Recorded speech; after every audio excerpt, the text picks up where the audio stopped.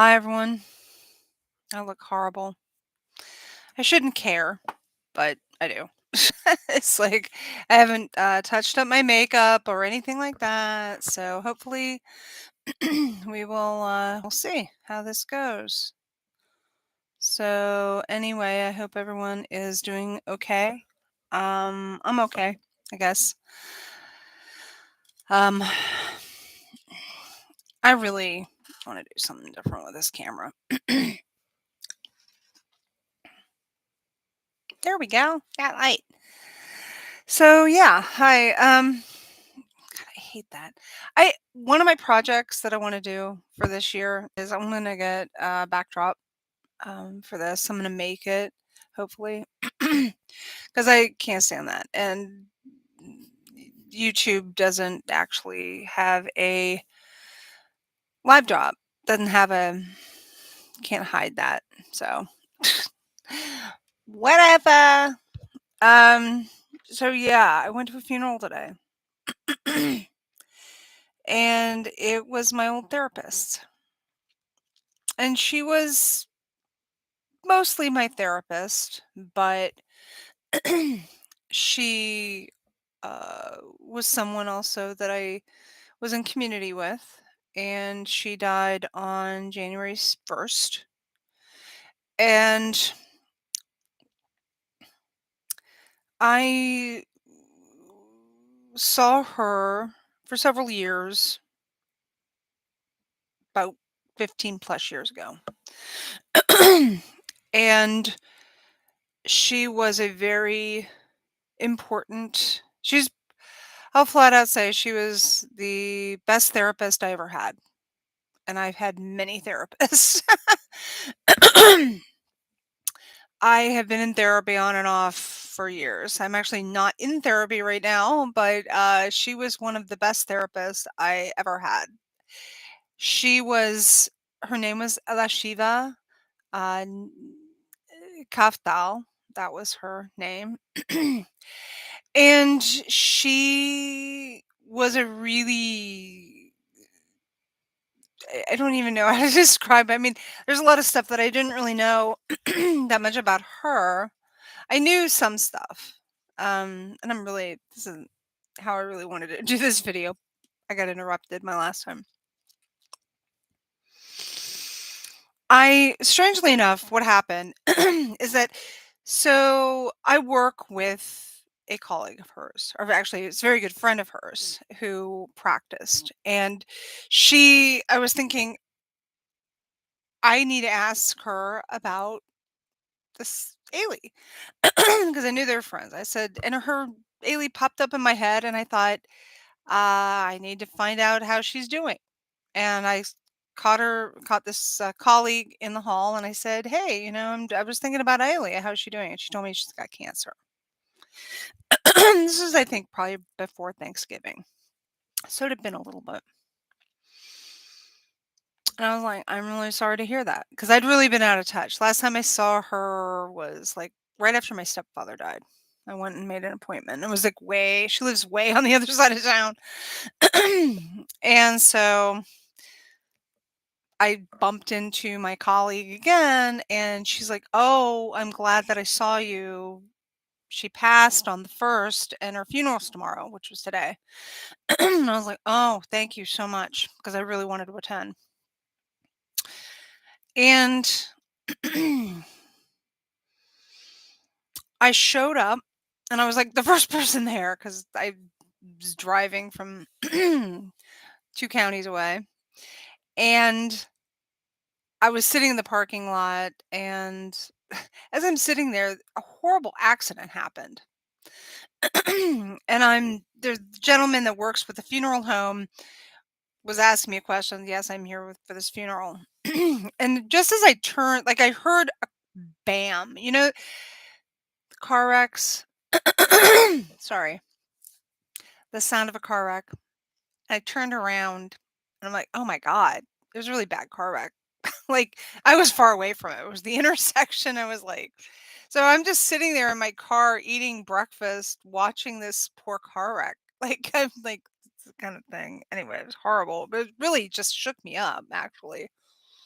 was like, "Okay." I mean, there was plenty of people taking care of the car wreck, so I just was like, "I don't what can I do?" You know? And, another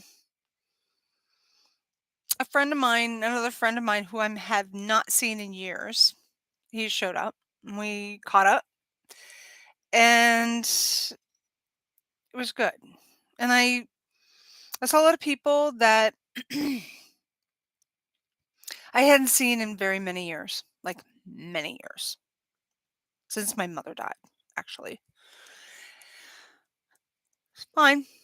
It's just like, and I won't go into it. It's like, I may go into that on another thing because I have some issues, with regards to that, but I've mostly let that stuff go. But it was a funeral. It wasn't about that. I was there for Ailey. And I'm glad I did go. I didn't go to the interment, and I didn't go to the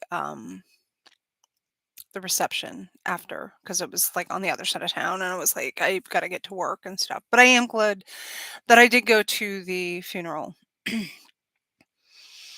Ela Shiva was, and I knew some stuff about her.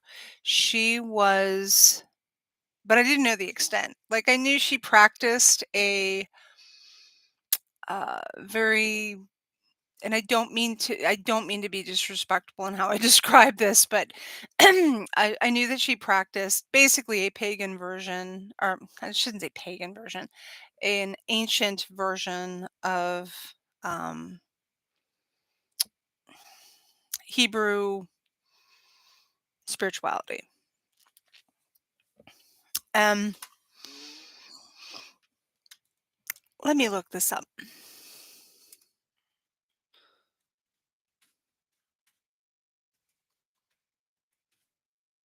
Bear with, because I want to get this right. um,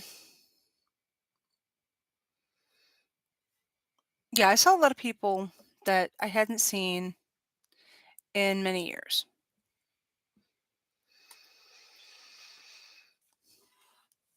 and it was okay. It was okay. So, her full name was Shiva, and I don't mean to be disrespectful if I butcher the pronunciation. Shiva Nesher Gavral, and she was born January 5th, which is today. It was her birthday today. 1948 to January 1st, 2023. And she was, and I'll just read. So, Ella Shiva grew up in Israel and served in her country's security forces, rising to the rank of colonel. She came to the United States in 1979, ran an international business and organizational consulting practice before retiring. Then she worked as a psychotherapist in private practice and pastoral counselor.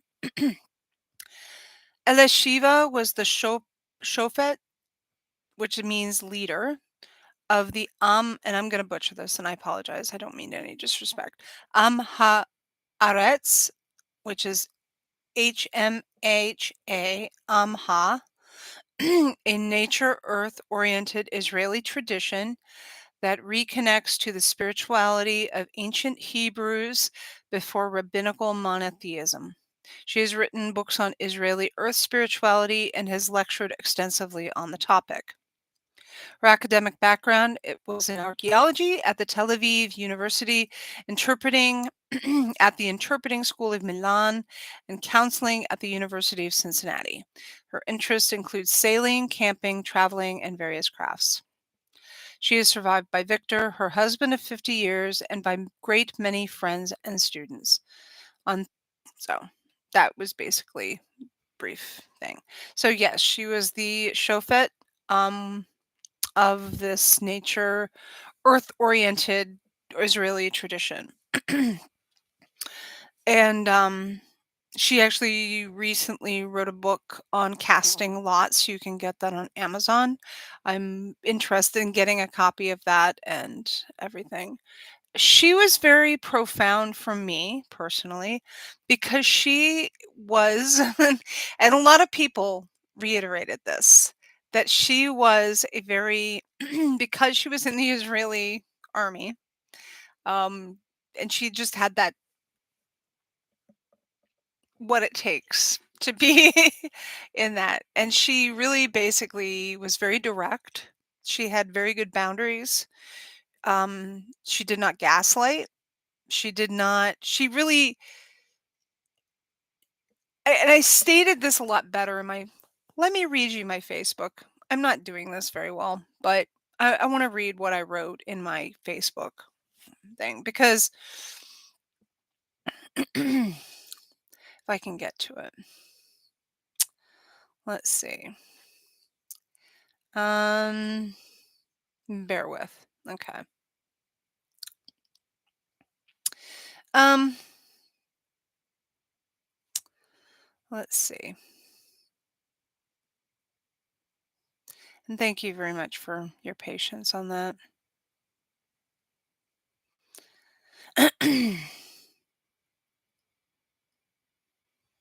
But silence is good, isn't it?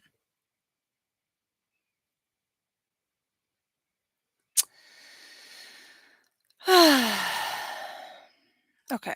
I guess I wrote mostly.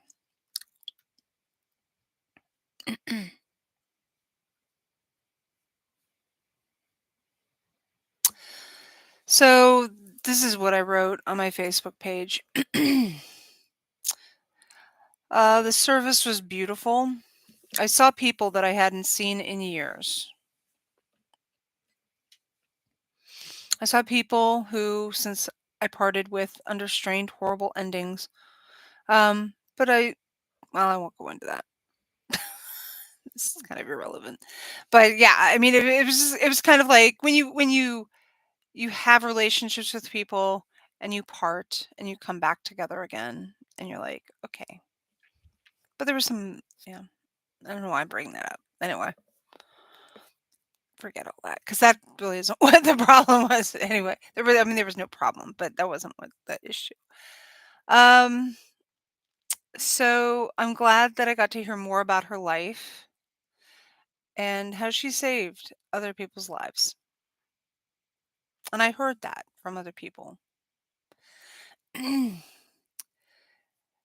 And she was really a very beautiful woman. I mean, she was a beautiful woman when I knew her, but I saw pictures of her from like the 60s and the 70s, and she had this wonderful pixie cut, and she was beautiful. She was just had this beautiful aura about her. She always did, but it was nice to see, it was when you see these like, oh wow, you see them when they were younger.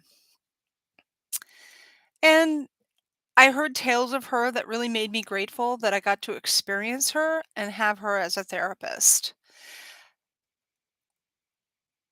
I started to see her, in the community that I was in, and because of part of my spiritual practice that I was in at the time, it was encouraged to be in therapy because the spiritual practice that I was involved in, when you go through that personal transformation, you process things. And so it's recommended that you have somebody that you can actually talk that stuff through. And that's true for any practice. Um, I wish we had more money and resources to so that everybody can go to a quality therapist and not have to pay expensive copays. Quite frankly, I paid cash when I went to see her because she didn't take insurance. So I was very grateful that I had the means.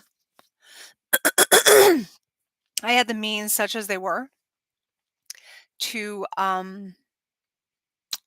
be in practice with her. And my mother actually came to a few sessions because my mother and I, not that my mother and I had a strained relationship, but being as mother and daughter, I'm glad that I got to go and do therapy with her. just because it's always really good to kind of process through a lot of that that stuff. Um, she officiated weddings, and I saw her officiate a wedding of someone. But what I was saying is, like, I heard tales of her that really made me grateful that I got to experience her and have her as a therapist. Because I was like, wow, that's like my story in a lot of ways. She was a very strong woman, and she was someone I really admired. She was very mm, strict. I don't know if that's the right word, but she had very, very firm boundaries. Um, she was very direct, and she was really kind of one of the first people that was direct. And people that have that directness and that this is the relationship and setting up the boundaries and the rules and the foundation of the relationship, whatever it may be, can be very off-putting, I think, for a lot of people in our society because regarding the culture that you're in, it can be a little bit like, "Wait, what?" And this is where we fall prey, and I think this is kind of like the first time I actually experienced this and understood this because people play games in our society. You know, we put up a lot of gaslighting behaviors and weird, vague kind of social, more like, oh, well, we don't really say what we mean kind of stuff.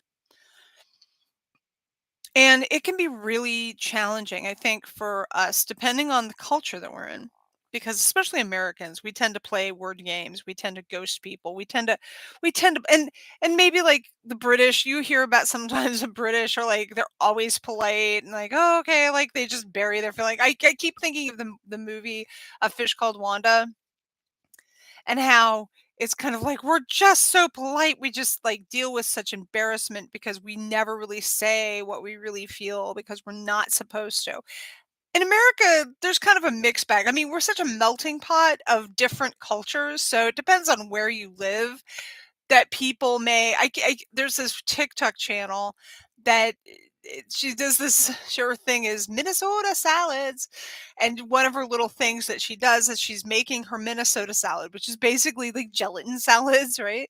Is that she'll have the nuts and she'll put them in the baggie, and then she's got the rolling pin. It's just like until we get out our Minnesota feelings, don't we? It's kind of like we bury all this stuff and we say things that we don't mean because that's what we're expected to say.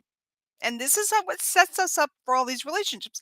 And this goes back because I think I may have talked about this, and it may not be here, maybe on my Anchor podcast on Spotify about my experience with Est and how we play these games with each other in our relationships and that we're not direct.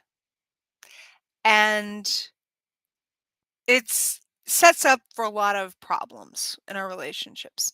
Anyway, she was not like that. And it can be a little uncomfortable because you're just like, okay. She's like, this is this, do this, do this, do this. But she did not do it in a mean way. She had much compassion.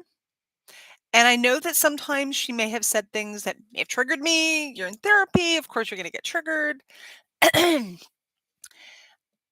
And you're like, but she basically suffered no fools. She was very direct. And that's what you kind of need. You need a compassionate person to be able to direct you. That's what a therapist should do.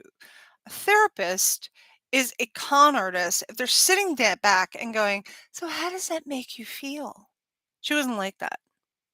She wasn't like that at all. And thankfully she wasn't.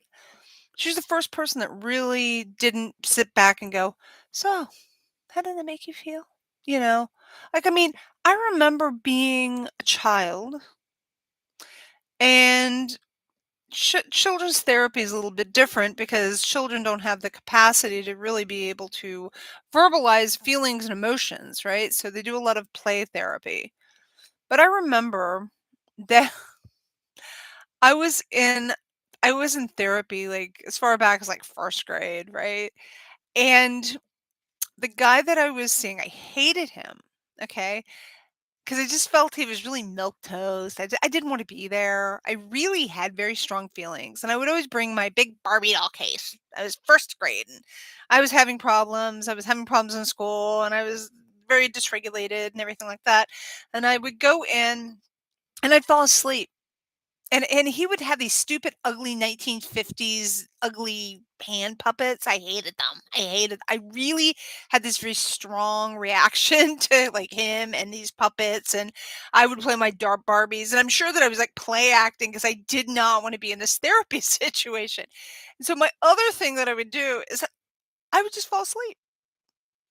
And I remember several sessions where I was just falling asleep. I was like, "This guy's," and I look back and I go, "This guy was making money off of my mom," you know? I mean, I don't know if she was paying, if that was covered by insurance or if she was paying cash. I mean, my mom was a doctor, she had the money, but still, it was like, "God, what a con artist." You know?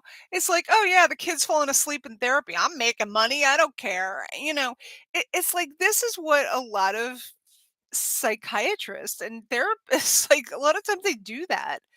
They don't care. They don't see growth. They're like, they're making money, you know? And she was really the first person who, um, she actually was the only person I've done EMDR with. She actually said, "Hey, let's do some EMDR." And so I was doing several EMDR sessions with her, which I think was very beneficial. And I would talk to her about things, and I was very motivated, and she'd give me things to think about and homework, and um, she never gaslighted me, and she basically, and this was repeated today, that she really helped me to see things in myself that I could not see in myself. Um, and she also basically helped me to start that process of going, "You're not a bad person." Like, to, like, help me to see that I am not a bad person, you know? I mean, I never had a therapist that really actually communicated that, you know? And since I was diagnosed with borderline, I thought about her and I thought I should go, of course, it was too late by the time. Um, then I wanted to reach out to her and just have a conversation and say, "Did you?" I mean, I know she didn't do diagnosis because she didn't take insurance, so she didn't have to. But I was just curious to kind of get that little bit of feedback about that. But anyway, um, but yeah, a lot of people said that she helped them see things in themselves that you can't see, and to be able to have another person say, "You are not a bad person," and to advocate and to say, "Hey, let's start changing some of these thought processes," is good. The only other therapist that has done that, has kind of validated, like, "This isn't you," like, it's kinda like it's that reality check, is my other therapist that I had, who was very different style, didn't but it kind of gave me a reality check saying, "Hey, you're not going crazy. The world is screwed up, not you," you know? And it's like, "Whoa, okay," and it's not that you're pushing blame or you're trying to be blameless. I mean, I'm obviously responsible for certain things, but Ailey really talked about, kind of those boundaries of saying, "This is your stuff. This isn't your stuff, you know? I still, I think, have on one of my websites something about, you are not to blame for everything. Like, you don't own everything in the world. Not everything that's wrong is your fault. Like, we've been taught in our society a lot of times that we have to shoulder all this stuff, and we don't, you know? Yes, there's a lot of work that we all need to do. We do need to take a certain level of responsibility for our lives, but a lot of times we are encouraged to gaslight ourselves, other people gaslight us, give us bullshit, and she really helped me to kind of see that. Um and so yeah, the other thing that I was thinking about is that she just going to the funeral today really made me pause and reflect on where I want to go in my life this year. Um and it's only day 5 of 2023, and this year has been shit. I will just put it out there. Like, I've heard that from a lot of people. It's been a very rough start for 2023. It's a lot of loss and frustration and just like, oh my god, I thought, like, something, throw me a bone. Like, that's the constant thing. The other thing that was really interesting is that I want to learn more about AMHA. I have been wandering in the wilderness of my spirituality, and I'm not saying that I necessarily gravitate towards this, but I do want to learn more about it. I find it's it's interesting because I've always been very interested in Judaism, like in very liberal Judaism. There was a really interesting documentary that I saw several years ago, and it was about ex-Orthodox uh, Jews. So they were in like the Hasidic Orthodox Jewish community, and they left. And it's kind of like the Mormons, like fundamentalist Mormons leaving the fundamentalist Mormon church. I mean, it's like it's very fraught with a lot of angst and like leaving that really, really, really conservative Hasidic Jewish community. And a couple of the people went to a Jewish sect that was like a Reform Jewish sect, and I was watching these services, and I was like, "Oh my god, where can I find a service like that?" It was so ecstatic. They rejoiced a lot in singing, and it was just it was like the energy. You could like it moved through the camera, right? Like the screen. It was like, "Oh my god, like I love this." Um I'd have to watch it again and see what church it was, or temple it was, because it was a very liberal reform sect. Dude, ow, sorry, I bit my lip. Reform sect. But she was in a very pagan, pre-rabbinical sect of uh like this pre-Hebrew. It's like I think the primitive Hebrew thing. I don't know, but I knew about it, but I just didn't know that's like details about it. But it's interesting, and like I said, she wrote a book on casting lots that you can get on thing. The casket that she was in was a woven basket. I think that the internment is was kind of one of those natural internments, so it goes back into the earth, which is very beautiful and very sensible, actually. But I didn't go to the internment, but I think that's kind of what it was. And it's actually probably more eco-friendly than doing something, um, even like, because it's not really that. I'm always like, just cremate me because it's the cheapest to do.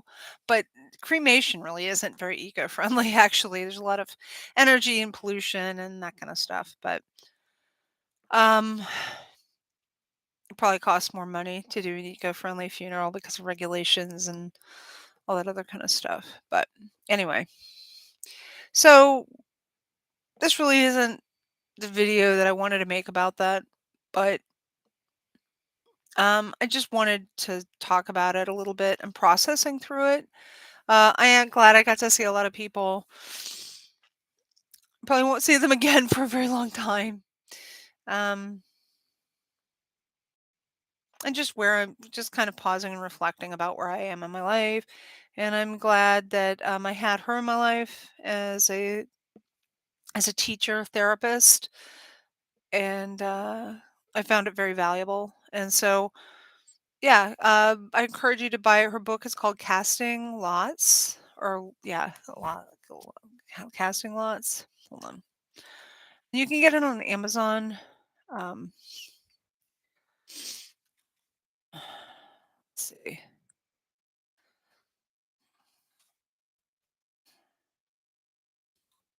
bear with.